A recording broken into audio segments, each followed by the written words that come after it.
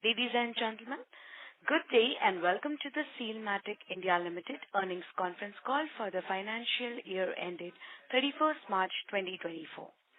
As a reminder, all participant lines will be in the listen-only mode, and there will be an opportunity for you to ask questions after the presentation concludes. Should you need assistance during the conference call, please signal an operator by pressing star then 0 on your touchtone phone. Please note that this conference is being recorded. Ladies and gentlemen, please note all content on this earnings call is for informational purposes of a general nature only and does not address any circumstances of any particular individual or entity. Do not construe any such information on or material as legal, tax, investment, financial, professional, or any other advice. Content on this earnings call does not represent or constitute any solicitation, inducement, recommendation, endorsement, or offer by Sealmatic. Any information, materials, statements, and or data set out herein is subject to change anytime without notice, and as such, no reliance must be placed on fairness, accuracy, completeness, or correctness of any information and materials contained on this earnings call. I now hand the conference over to Mr. Umar A.K. Balwa, Managing Director of Sealmatic India Limited. Thank you, and over to you, sir. Thanks, Michelle, for this introduction. Good evening and a very warm welcome, ladies and gentlemen, to this third earnings conference call of today. Before I begin with the formal address, I take this opportunity to express my heartfelt gratitude for taking the time out of your busy schedules and accepting our invite and to be part of this call. I would also like to express our gratitude towards our shareholders and the keen interest expressed by investors and analyst community in our company, Sealmatic. As I have already briefed over the two previous earnings calls about the company and our journey in the business of mechanical seals, and hence I will not get into specifics of that matter. Sealmatic succeeded in increasing its turnover by around 21% to INR 728 million. This shows that demand for Sealmatic products is very strong and is being driven by markets in India, Europe, North America, and the Middle East. A quick on the outlook for the financial year 2025. For the financial year 2025, Sealmatic expects year-on-year organic order intake of 20%, which will lead to efficient operational profitability. Our continuous investment into research and development drives our commitment to keep evolving our capabilities as a sealing technology leader. Certain pivotal developments in the Middle East, Europe, USA, and India, we are currently expanding our business to support various OEMs and end users. Our global markets, export to 53 countries, have demonstrated a longevity along with year-on-year growth, and they will remain essential even as new markets will emerge in the future. Strategy beyond 2028. Together with the new regional heads in India, Middle East, Europe, and USA, we have created a strategy 2028 and beyond to ensure we continue to meet customer needs and expectations as we maximize our long-term growth potential. Sealmatic 2028 vision has pivotal philosophy aimed at growing the company profitably. Sealmatic's experienced leadership will drive performance improvements to operational excellence. This will enable us to increase efficiency, strengthen our customer focus, and grow more profitably. Business overview and company perspective. Based on the PTRs that we have as credentials, we have been selected and are sought after companies to deliver high critical mechanical seals. To name a few examples, the Rumaila oil field, which involved high critical API 632 mechanical seals, the lift irrigation project in Andhra Pradesh, which involved the largest split mechanical seal ever produced in the country, the ISL Mathura Refinery OISD project, which involved intricate and demanding application in a refinery coupled with installation and commissioning of mechanical seals for high temperature applications exceeding more than 350 degrees Celsius. These projects are, to name a few, and the body of work undertaken by Sealmatic is commendable and respected globally. The footprint of Sealmatic is ever expanding, with key assets being deployed at strategic locations. For example, in Pune, we have a team of 5 people now. In Chennai, a team of 3 people. In Kolkata, a team of 3 people. Baroda, a team of 3 people. And in Mumbai, a team of 11 people covering the entire market of India. In addition, we have established sales and service office in Dublin, in Ireland, to oversee the markets in Europe, and in Houston, USA, to oversee the market of North America. The collective potential of both these two regions is $2.25 billion, and we are making a very serious commitment in these territories. Strategic partnerships have been arrived upon in high growth areas in the UAE. We have signed an agreement with Hafshar in October 2023 to look after the UAE market. The market potential in the UAE is $60 million. In Thailand, we have signed an agreement with the PSS Group in August 2023 to look after the market in Thailand. Market potential is approximately $40 million. In USA, we have signed agreement with Ecotech in September 2023 to look after the USA market. The market potential of USA is $1.25 billion. The market in Middle East has presented us with many opportunities due to the approval at NOC, which Sealmatic attained in the shortest possible time frame, and this opens doors for us to participate in projects that are envisaged in excess of $50 billion, spread over a period of 5 years. Similar efforts are being put by our team in Oman, Qatar, Kuwait, and Saudi Arabia, where initial reports and findings encourage us to make strategic partnerships and long-term investment in these regions as well. Most importantly, the market in Russia was a closed door because of its very protective nature, but due to the conflict in the Ukraine, that market is now open for us, and we have made significant progress over there. Thus, participating in exhibitions such as the Neftegas in April 2024 in Moscow and the PCV in October 2023, the response that we garnered at both these exhibitions was overwhelming. We see a lot of traction in Russia in the coming years with profitable business. The business area of defense and nuclear is now well covered by achieving the certification of ISO 19443, which is nuclear, and DGQA, defense. It would be noteworthy to mention that Sealmatic was the second company in India to get ISO 19443 certification and also to get the coveted DGQA certification for defense through a very stringent process. Having achieved both these certificates, it has paved way for us to penetrate the coveted markets, which are long-term, profitable, and sustainable. We have established a team of engineers who will exclusively pursue this business in the defense and nuclear sector. Sealmatic has invested and will keep investing heavily in reaching out to markets and geographies for which it has participated and will participating in important industrial exhibitions such as the Defense Technology Exhibition in Chennai, Pump Symposium in Houston, ADIPEC in UAE, Dahej Industrial Expo, Egypt in Egypt, again OTC in Houston, Chemtech in Mumbai, ACHEMA, which is just coming next Monday in Germany, Pump Symposium, which will come up in August in the USA.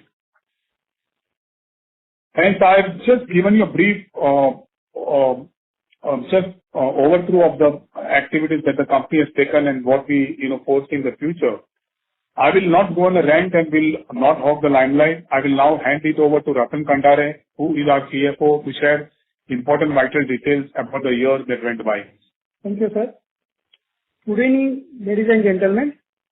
Dear shareholders, we are delighted to present the financial result of FY'24, which shows us robust performance.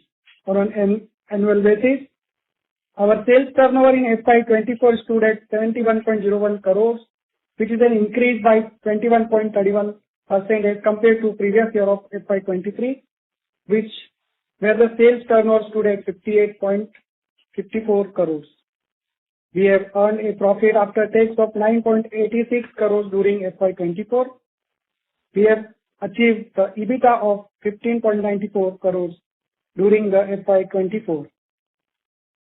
Out of the fund raised, some of the expenses are debited to profit and loss account as per the generally accepted accounting principle, and the benefit of such expenses is likely to be available from FY'26. Likewise, we have debited the marketing and development expenses around 4.86 crore to profit and loss account, which result in reduction in profit and EBITDA. Accounting standard does not allow us to capitalize in marketing and development expenses, and therefore, to comply with the accounting standard, we have debited such expenses to profit and loss account.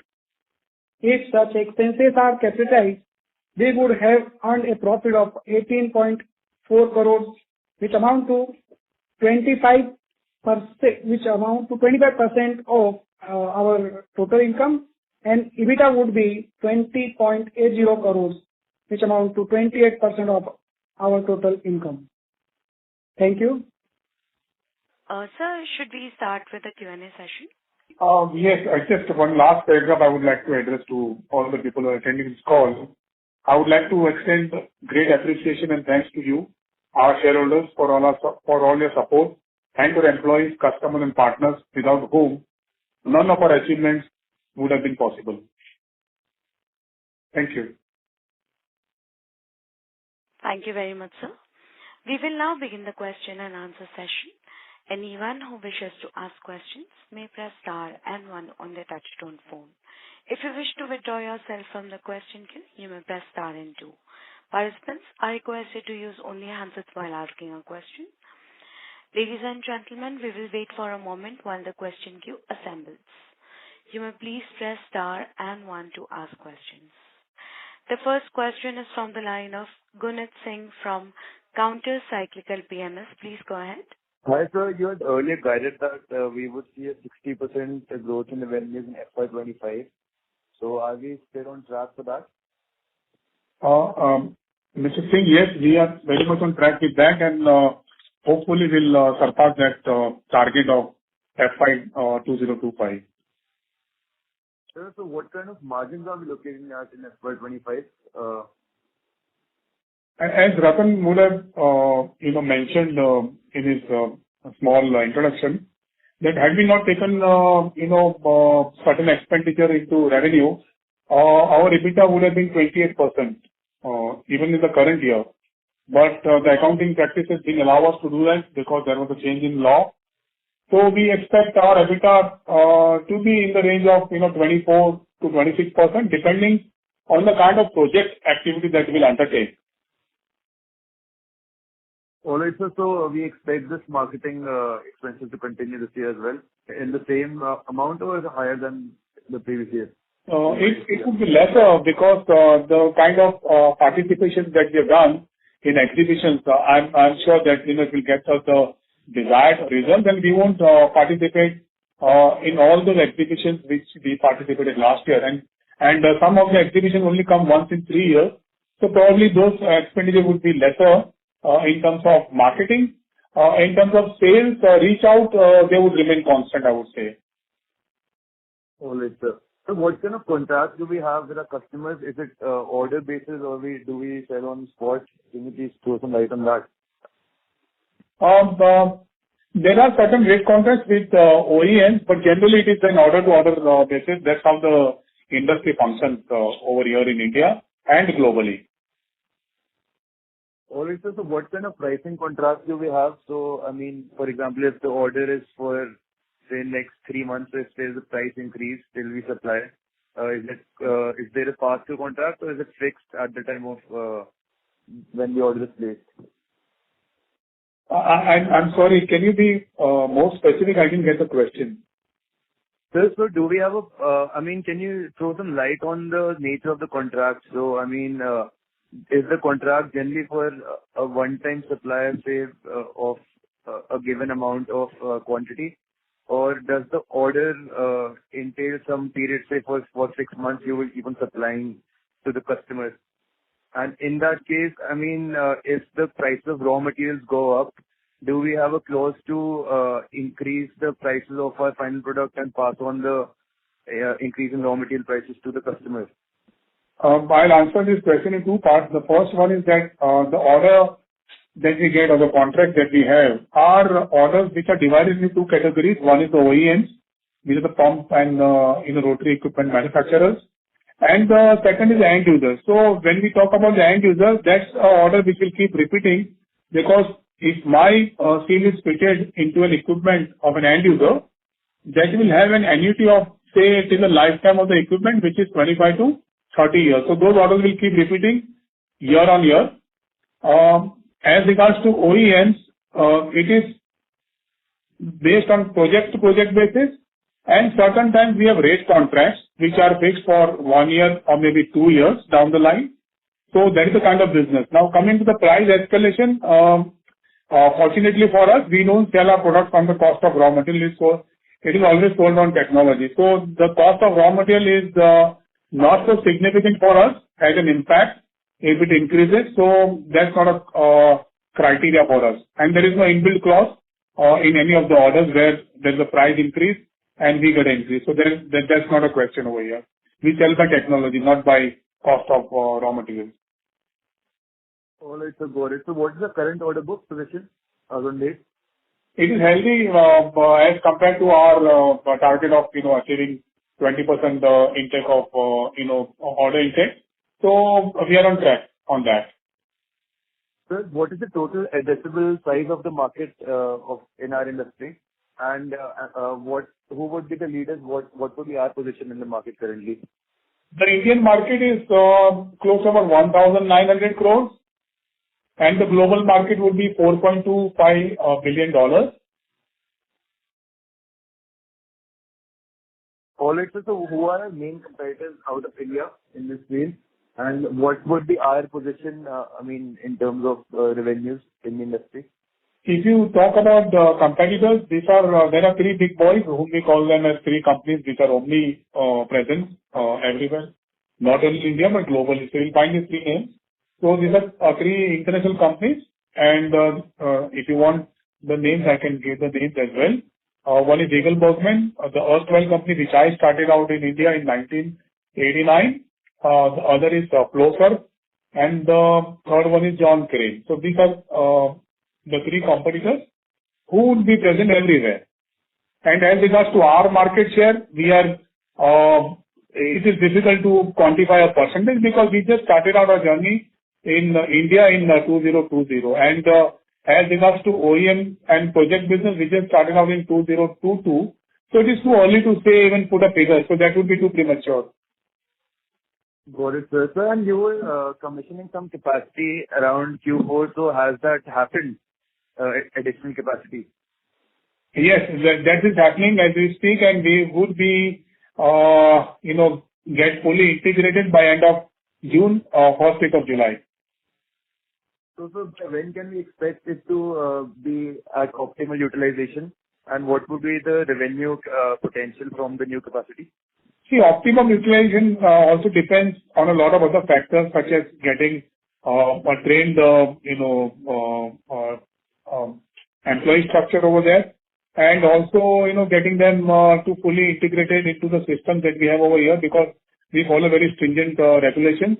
So to get this capacity fully integrated and to get a revenue out of it, I would say it would add 65% to the current turnover. 65% to the current turnover. Okay, that's the revenue potential from the new capacity. New setup in Common. All right, sir. So the total revenue potential from the new and existing capacity would be how much? It's, again, a very complicated question to answer in just one sentence. It all depends what kind of configuration of business you're doing.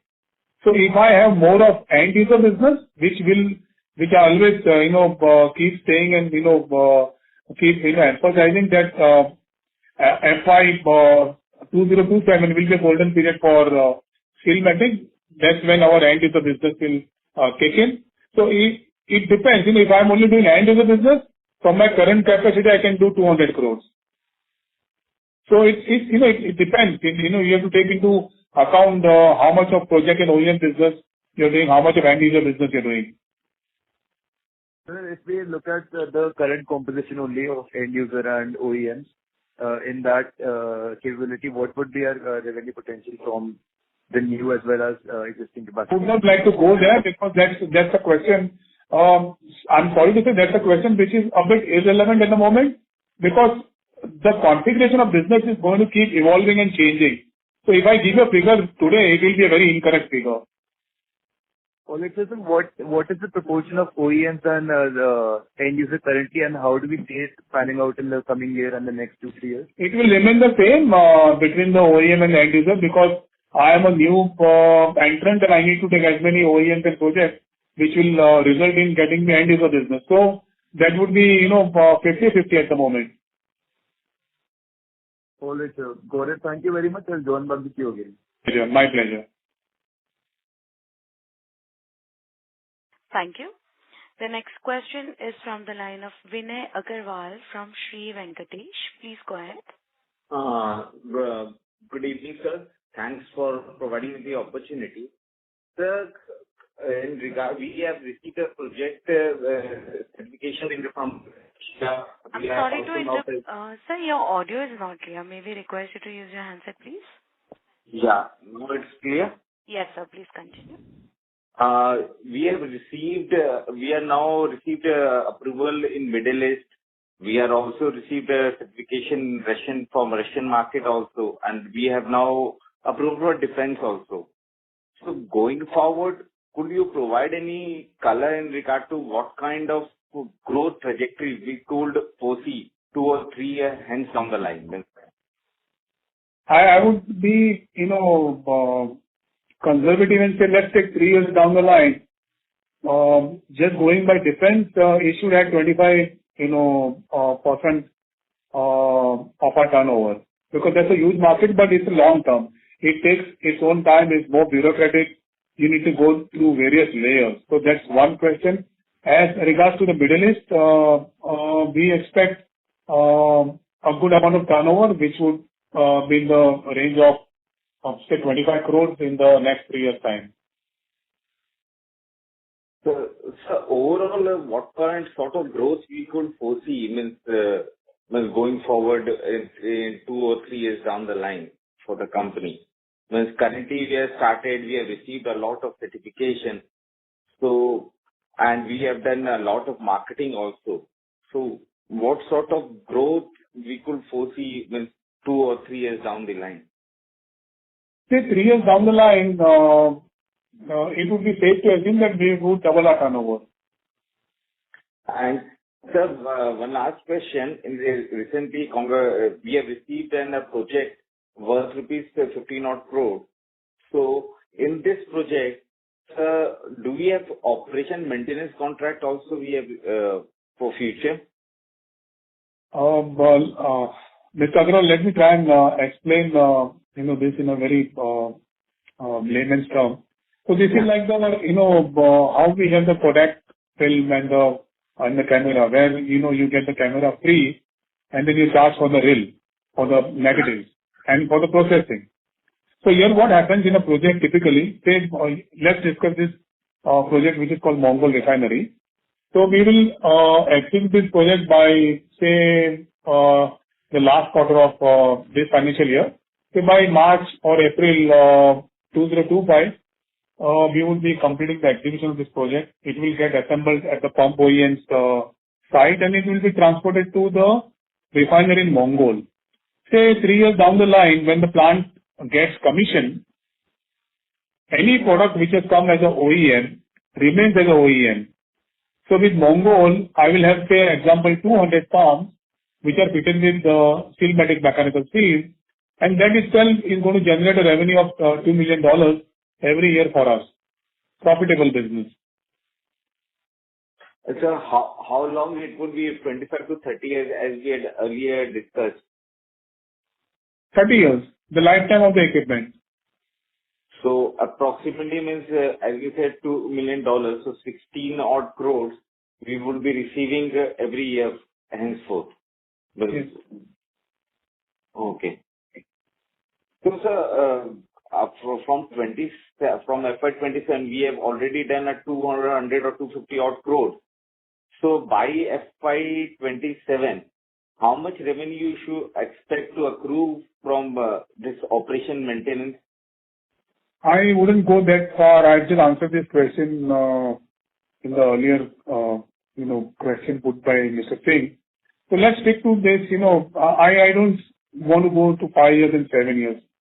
So let's stick to that. Then we'll double our turnover in 3 years' time. And from the FY 2027, that's a golden period will kick in where we'll be able to encash on all the investments that we made in projects. Okay. Thanks a lot, sir.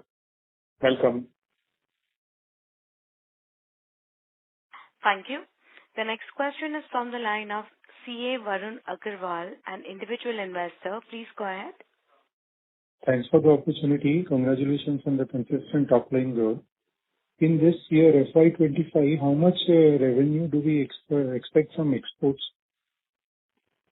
It would be 50% of our turnover. Okay. Thank you and all the best. Thank you. The next question is from the line of Parikshit Kabra from PKD Advisors LLP. Please go ahead. Hi. Thank you for the opportunity. First question, I just wanted to understand, we missed our guidance for this year, and I guess that's mostly because of the performance in H2. So any commentary on what we saw in H2, why things played out the way they did, and why even the margins dropped? And the margins dropped, I know, because of the marketing cost, but beyond that, was there any other marketing price pressure, or was that the only reason? No, nothing. I wouldn't say, because if you look at the marketing expenditure, it was almost close to about 4.6 crores. So that's the only factor which needs to be considered. Got it. And revenue, sir? I'm sorry? And what about the revenue? Why did we miss our revenue guidance? We didn't miss our revenue guidance. Sir, I believe for FY'24, we are given a guidance of 30% growth. No, I don't think so. Okay, my mistake. So this is on track with what we wanted, or was this an underperformance this quarter, this half year? We were happy with what we achieved, and of course, who's happy with what they have? So we would have loved more to come in, but then there are certain hurdles, limitations, and considerations that you have to make. But we were happy with what we did. We are happy with what is happening now, and we are very, very buoyant, to what is coming in the future. We see a lot of traction to the work that we have done so far, participating in 8 exhibitions. It's not an easy feat. It's very cumbersome. It is very tiring. It takes a lot of energy, takes a lot of resources, and it is not only one location. You're traveling around the country. You're traveling around the globe. May it be Egypt, may it be Houston, may it be Russia, may it be in extreme weather conditions. So you are doing it. And I see a great, great potential, and wherever we have participated, we have got tremendous response. I can tell you, not because of Sealmatic, but because the kind of story that we have to say, a story that is compelling to our customers. And we will see these results coming in the next 18 to 24 months period of time, that we'll have many, many other global accounts coming to Sealmatic. Fantastic. So that's really great to hear as an investor in your company. I really appreciate that. The other part I wanted to ask, sir, I know you don't want to talk about multiple years into the future, and neither do I. But I understand that the O&M revenue from the things that we have already sold starts kicking in about 24 months after installation. Correct, sir? 36 months. 36 months, not 24 months. No, it takes, because projects like a refinery. So, there are a lot of challenges, hurdles, not from our side, but from the site. There are a lot of bodies involved. The EPC like EIL, the OEM like a KSB, then the end user like IOCL, a steel company like us, and many other contractors. So at a site, it's a humongous effort where, on a daily basis, almost 12,000 workers are employed and doing the site. So, typically we have experienced in this, journey that it takes about 3 years from the date of supply for the, plant to get commissioned with our mechanical steel. And that's when the business will start kicking in, which is profitable, which we call the end user business, which we call our bread and butter. Got it, sir. So 36 months, if we assume, would it be fair to say that some of the projects that we have sold in 2020 and prior to 2020, some of the O&M revenue would have started, coming in FY'24 itself, or if not FY'24 and FY'25? No, Mr. Kabra, I think you missed my deliberation when I was talking on the earlier gentleman. Our OEM and end project business only started in 2022. So, we started approaching the OEMs to get ourselves in the project business. For that, we need to get approval from EIL, which is the mother body. So that came in place by the end of 2022, and then 2023 onward, we started participating into projects.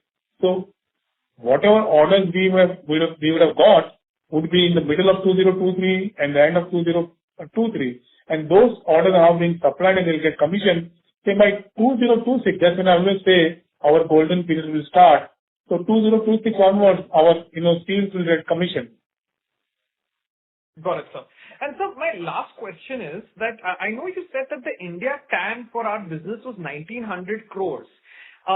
Is that 1,900 crores of new tenders for seals that comes out every year, or does that also include O&M and other things? And because from what I understood, the number every year of new seal orders that comes out in India is between 100 to 150 crores. Is that information correct, or is 1,900 the correct number? I would say the ballpark, I would agree with you on that. But every year, there are no tenders coming out as such. These are proprietary items, so these are not, items which are tenders. So these are done by pure solicitation, by visiting customers and, fulfilling the requirements.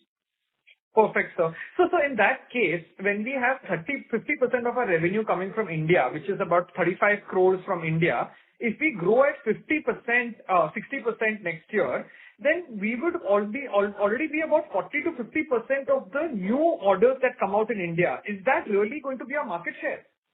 No, not really. I think probably let me try and explain this to you. Say, when I say, forget the market share. It is too insignificant. You just cannot take you just started out in 2 years' time and you say, I've got this X percentage of market.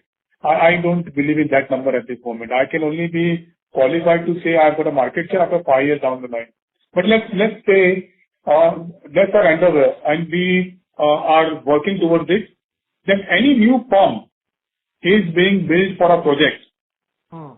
We want 15% of market share of any new pump. Say a pump which is being delivered to ISCL, BPCL, HPCL, Reliance, NTPC, Nuclear Power, GAIL, ONGC. We want 15% of that share. Got it, sir. But so that's what I'm not able to understand, sir. If the new orders are between 100 to 150 crores, how are we saying 15% with almost 35-40 crores of revenue from India? That those are the numbers that are not able to reconcile. Is that TAM number underestimated? No. When you are saying a particular number, you are taking the collective incremental growth, so which will also include the end user business. Okay. Right. When you think 200 crores the market has increased over the previous year, that would also include the end user business which would come in, right? Okay, sir. So new project would be say close to about say for the sake of just a discussion, say 75 crores. So what I'm saying, I want 15 crores of that, say 15%, of that particular new growth. Which is actually profitable and which is actually a meaningful business for us. For us, our bread and butter would only come from oil and gas, refinery, petrochemical, nuclear power plants, and so on. And that's our focus. Okay, sir. All right. Thank you, sir. Thank you for your time. Welcome, Mr. Kabra. Thank you. The next question is from the line of Deepak Poddar from Sapphire Capital. Please go ahead. Yeah, I'm audible, sir. Yes, sir, you're audible. Please proceed. Okay. Yeah. Thank you very much, sir, for this opportunity. Just first up, just a clarification. I think you mentioned if you have to exclude this project expenses or some marketing cost, what would have been our profit in FY'24? Ratan, can you answer that, please? If you would exclude, if we exclude it, we have earned the profit before tax is 18 crore. 18 crore net profit you're talking about. Fine. Yeah. No, this is profit before tax. PBT. You would have been Yeah. 18 crores of PBT and 28% of EBITDA margin that we had guided earlier, right? Okay, understood. And when we are saying that for FY'25, we are looking at 25 to 26% of EBITDA margin, so you have already factored in any such kind of cost that may come in FY'25 in terms of any marketing or project expenses that you need to account in your P&L? Mr. Poddar, I think I've answered this question to the previous gentleman as well, but I'll still repeat my answer, that the exhibitions that we participated, some of them very important ones and which are more expensive, are only happening once in 3 years. So those won't get repeated. So probably, we'll see a much lesser expenditure on exhibition. And what we did in the last year, when we wanted to, set a footprint and wanted to make awareness, so we participated in many exhibitions in territories where we were not physically present. Now, having done that, we don't feel the need that we need to participate any further. Only we will do in select exhibitions. So those expenses would come down. Okay. Yeah. I think you did mention that your marketing expenditure will be lesser, but when whatever we are guiding would be after factoring in all these kind of expenses, right? Yes, of course. Yes. Okay. Because why I'll say, I'll still be, buying projects, right? Mm-hmm. Correct. The projects, when you buy a project, these are, at below cost. So that investment will keep happening. If I don't do that, I will become stagnant as a company. And my business is purely based on the installed base that I have in any geography, whether it's India or the Middle East or the America. So I need to increase my installed base. So that can only happen by buying projects. Correct. No. So that is fair point. I'm just trying to reconfirm that the margin of 25-26% that we are saying would be after factoring in all this incremental expenses that can come, right? Yes, between 24 to 26. 24 to 26. Okay. Yes. Not 25 to 26, 24 to 26%. Yes. Okay, Yes. that's very clear. Now, secondly, what would be our current order book? We are on track. I think I did answer this question to the earlier gentleman as well. So when we talk about 20% increase in order books, we have a slightly higher order book at the moment. Just 20% growth in order book. So in rupees crores, I was just looking at a number. So what is our current order book? Our current order book will be more than 45 crores at the moment. At 45 crores. And we are expecting 20% growth in order book intake in FY'25. Yeah, this is what I'm saying is including the 20% growth. Okay. Got it. And I think you also mentioned in 3 years we are looking to double the turnover, right? Now, if you have to extrapolate that FY'25 itself, we are talking about 60% plus growth, right? So 3 years doubling ideally means FY'26 and 27 we are talking about very low growth. Is that what we are trying to imply? After 60% plus growth this year, we would be seeing a low growth in FY'26 and 27? Yeah. So when we say we are going to double our growth, then let's take the base at 71 or 72 that we did. So we are talking about 150 crores. That's the minimum that we want to, achieve, but we want to go beyond that. Correct. And 60% growth we have already mentioned for this year. I'm sorry? 60% plus growth we have already mentioned that we are looking at for FY'25. No, we have not mentioned that anywhere.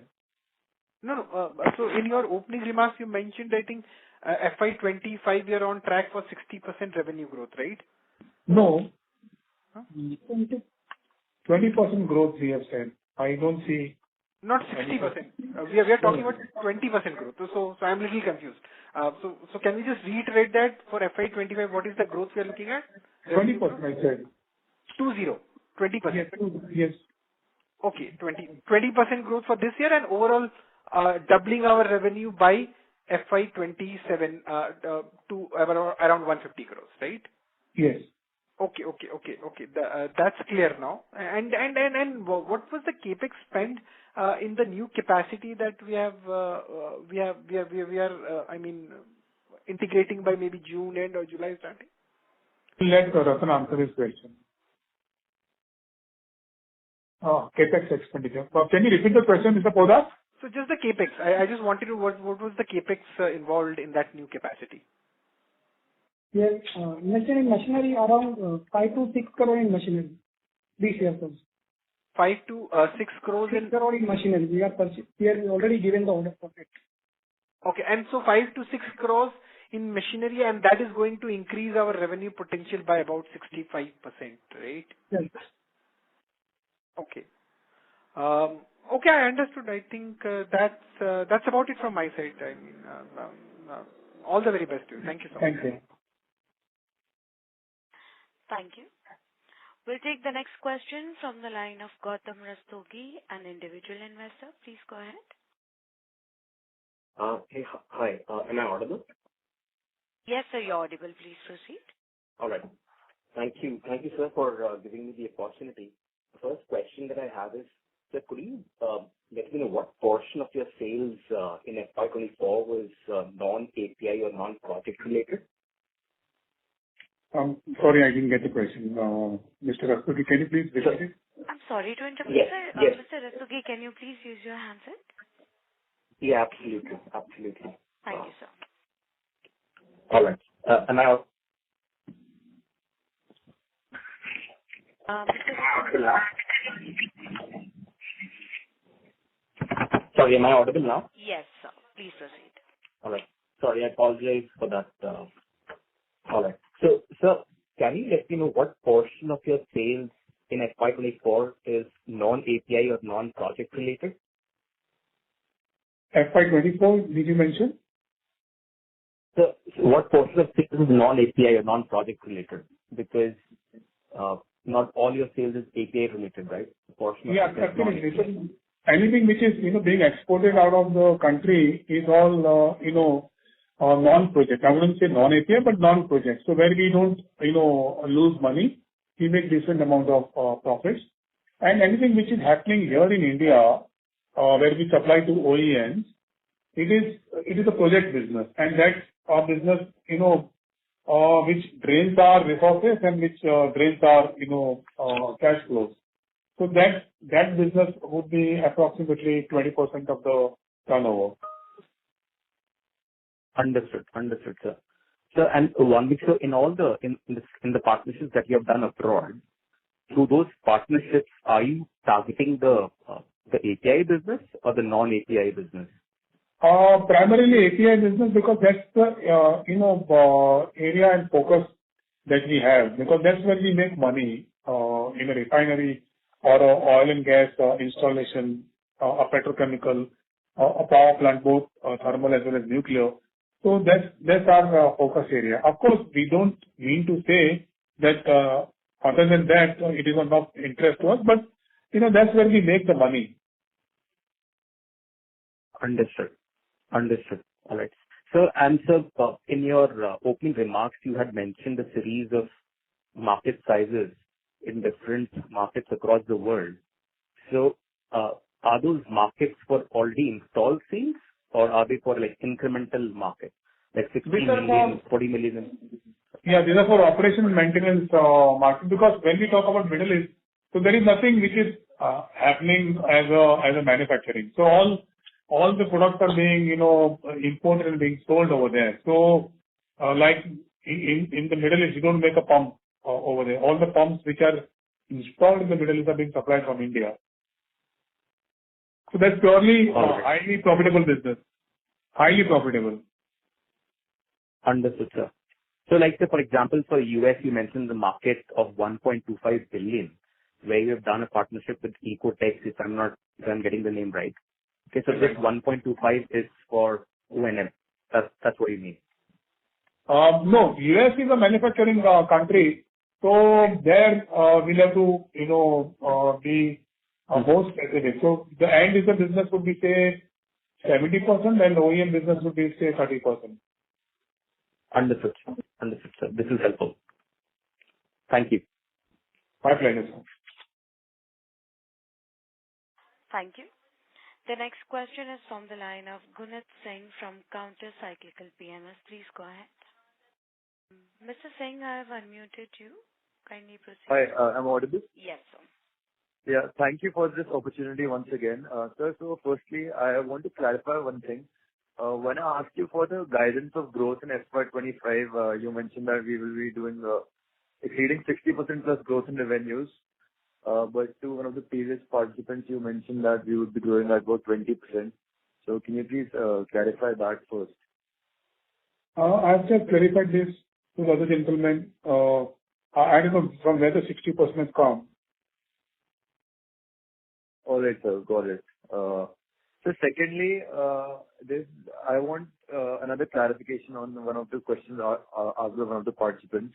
So as a layman, I just want to understand that you mentioned that we got an order of 15 crores, for which after 36 months of order, we will start generating additional 15 crores annually for the O&M. So is that understanding correct? Yes. Sir, so, I mean, what kind of orders? So, for example, currently, our revenue is about 70 CR for this year. So going forward in the coming 3 years, can we expect just the revenue from the O&M to be about 70 CR annually?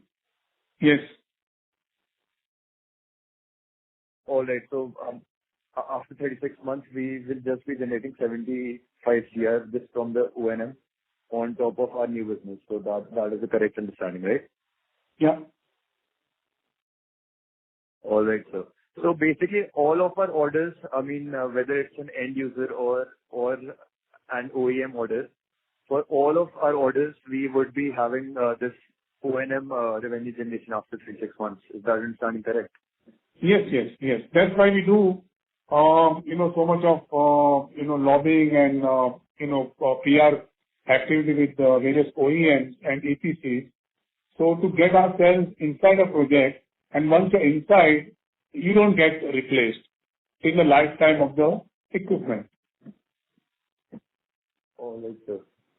Got it. So that would actually mean that there would be a quantum jump in revenues since we started this in 2022, you mentioned. So there should be a quantum jump in revenues by 2025. 26, I would say, if I say, that's what I've said in many of my earnings calls, prior to this one. That's my golden period. That's what I call my Chandragupta Maurya period, would start from April 2026. When, all the hard work that you've done will get commissioned and we'll see spare part business kicking in. Are you there? Mr. Singh, yeah. Mr. Singh, you're not audible, sir. So the participant has left the queue. Participants who wishes to ask questions may press star and 1. As there are no further questions, I would now like to hand the conference over to Mr. Umar A.K. Balwa, Managing Director of Sealmatic India Limited, for closing comments. Over to you, sir. Thank you so much, Michelle. And I see 57 participants, and I thank everybody for taking their valuable time and attending this earnings call and also asking questions. And while answering those questions, it also brings a lot of confidence when I'm trying to answer those questions. By this question, I feel that I'm on the right path in my journey for making Sealmatic as one of the leading companies, not only in India, globally as well. So I thank you all for your attention and look forward to your continued support and trust forever. Thank you, sir. Thank you, members of the management. On behalf of Sealmatic India Limited, that concludes this conference. We thank you for joining us, and you may now disconnect your lines. Thank you.